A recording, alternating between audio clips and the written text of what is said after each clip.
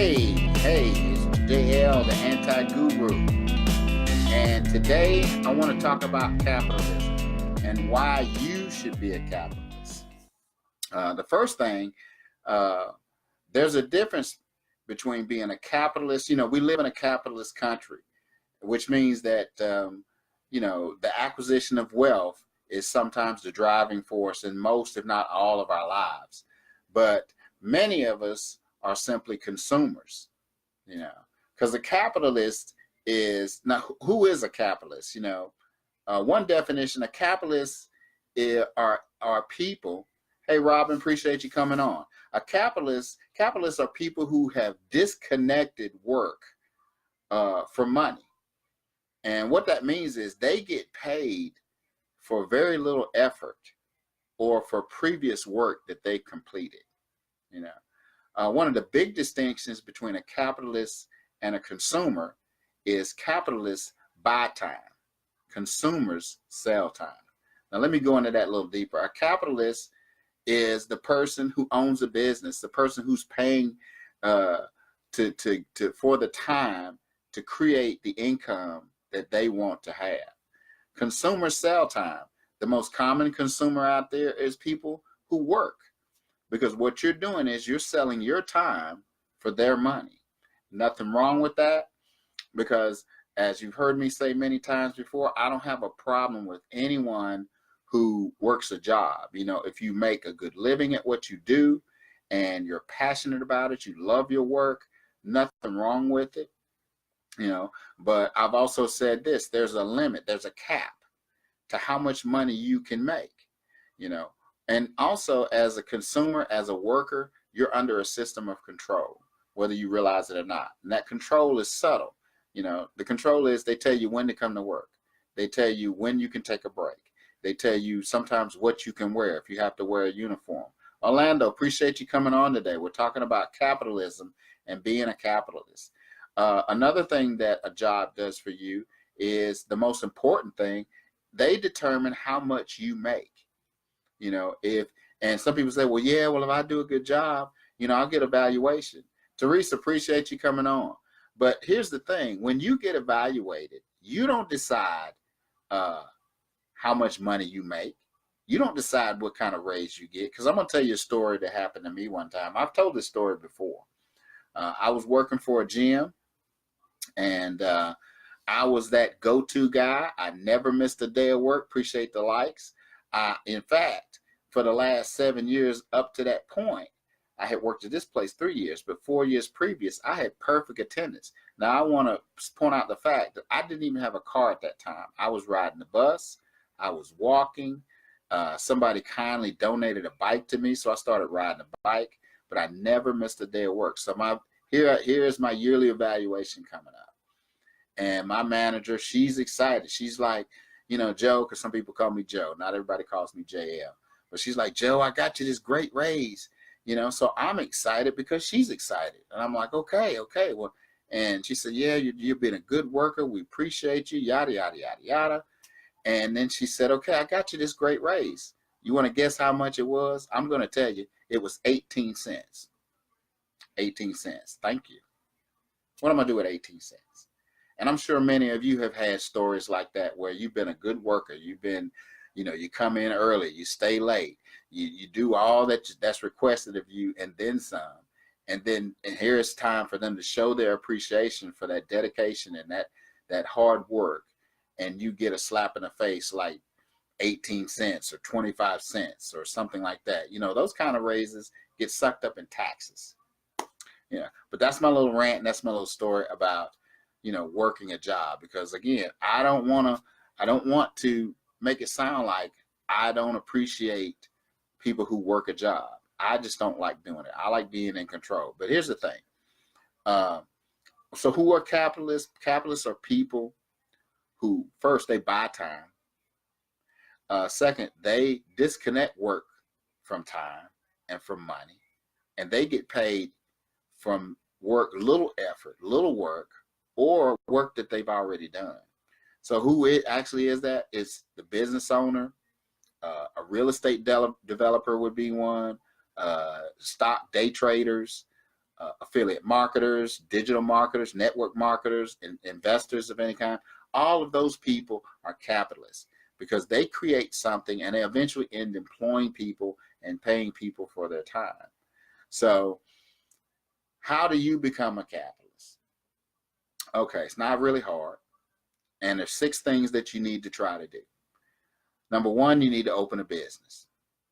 Number 2, you need to learn how to pay less taxes. Number 3, you need to learn how to generate more cash flow. Number 4, you need to get out of debt. Number 5, obtain better credit, a better credit rating. And the most important thing is learn how to produce passive income. You know, now a lot of people don't really know what passive income is, but passive income comes, and that's when you're getting paid for work that you've already done. I'll give you an example. I promote a lot of different things, and one of the things I promoted a while back, I get paid a commission. It was a subscription-based product, so I promoted the product, advertised, put it out there. A couple of people decided they wanted that. They're like, I want that. I need that. So they bought it. And every time they pay that monthly subscription, I get a commission. Now, I did the work one time, and I showed them something that they needed, a product that made their life better or made their work easier or whatever it was. And I get paid as they pay their monthly subscription, just like Netflix and what's the other, Hulu and any of these other subscription services. Or you could even say, when you pay your phone bill, that's a subscription of type. You have to pay it every month. And the phone company gets that money. But they sold you one time. They sold you the phone, and then they sold you the service, and now they're getting paid, and they ain't got to do nothing else to get that money. You know, so that's what we want. That's what you want to be able to do. Now, there's lots of ways to do that. You can get involved with affiliate marketing, which means that you're simply grabbing someone else's product that they've built, they've created, and you promote it. And every time you make a sale, you get paid a commission. But the best ones, you know, network marketers do really good because not only do they get paid on the sale that they make, but when they're recruiting people into their opportunity, they get an override. They get paid something on what every single person that comes in under them does. Now, everybody doesn't want to do that because building teams and things like that, you know, that's one of the downsides, in my opinion, to network marketing. But I'm in network marketing. I have a business opportunity that I promote, and we have great products. And if anybody decides they want to become an affiliate and get on my team, so to speak, under me, when they make sales and when they bring people in, I'll get paid a little bit of money on that. But what I do is a little different from some other people. When you come into something that I'm involved with, I'm going to teach you the things that I know. I'm going to teach you how to duplicate the success that I have or the results that I get, because that's not good business. If I just take and never give, that's one of the reasons why I do these lives, is because I want to provide value to the marketplace. I want to help somebody who may be thinking about becoming a business owner or thinking about getting into some of these opportunities, or, you know, how can I do these things? Is there a right? Because trust me, there's a right way and a wrong way. And the bad thing is that 96% of the people out there are doing it the wrong way. And you've seen them. They are spamming their links. They're all over the place. Buy my stuff, buy my stuff. And they're not providing any kind of value. Or, you know, if you want someone to help you, well, you got to start paying them some money before they decide they want to help you. Well, who doesn't want to get paid? I love getting paid. You know, I like money. But money is just a concept. Money is just a tool to use. And if you're chasing money, you'll never get it. You'll never get enough.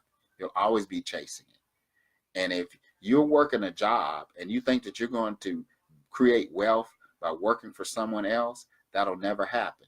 Because the only way that you can make more money or earn more money is either by getting a raise or getting a second job, which means you're trading more of your time. So you want to work 8 hours on this first job, 4 hours on the second job. So who's getting hurt in that process? You are, because you're putting yourself out there like that. If you have a family, you're not seeing your family. And the very people that you're working for, you spend no time with them. But let me go over this thing one more time. There's 6 things that you need to be trying to figure out how to do. The first thing is open a business. The second thing is learn how to pay less tax. And what that might mean, you might need to change your deductions, or you might need to pay a little bit more into your tax. You can set aside a fund. You don't have to pay at the end of the year. You can always pay your taxes quarterly if you want to, you know, which is a smaller amount. Generate more cash flow. Well, there's a couple of ways. I've already mentioned them, where you can start selling other people's products, or if you have a service that you can provide that solves somebody's problem, because that's the core of what business is. If you're in a business and it doesn't make somebody's life better, or it doesn't make things better for people, and your only reason for doing it is you want the money, you're going to fail probably more times than you succeed. You know, number 4 is get out of debt. And there's lots of ways to do that. Stop buying everything you think you need. If you've got credit cards, start paying your credit cards off. Don't use your credit cards to go to the restaurants and go to the clubs. Credit cards are mainly to give you buying power when you need that big money, when you need something that's $1,000 or $1,500. Now, and the best rule to keep your credit score, which is number 5, to obtain a better credit score, is to keep your balances on your credit cards to 10% of the limit. If you have a $500 limit on a card, you need to have no more than $50 on that card from 1 month to the next. So when you use that card, say you had to use it and you had to spend, use $200 worth of your credit. Well, you need to pay that thing down as quickly as possible, if not in that same month or by the next month, because it does affect your credit score. It'll make it go up and go down. And the last thing is learn how to produce passive income. And passive income comes from the example that I gave you, where you promote something or you're selling a product that people have to continually buy every month. And every time they buy that product or they buy that service, you get a commission, or you get the full price of whatever it is if it's your own thing. All right, that's pretty much all that I've got for you today. I didn't mean to stay on this long, but remember my motto: the shortest distance between your dreams and reality is called action. So take some action on this. If you're interested in learning more, if you're interested in trying to get involved with affiliate marketing or network marketing, or you just want to talk with me about what kind of business can I start, I can give you a direction on where to go, where to look. You can just direct message me, leave something in the comments. Please like, share, and comment. Share this video to anybody you think it will bless. And we'll see you again on Thursday, because I'm on every Monday and every Thursday. Love, peace, and hair grease.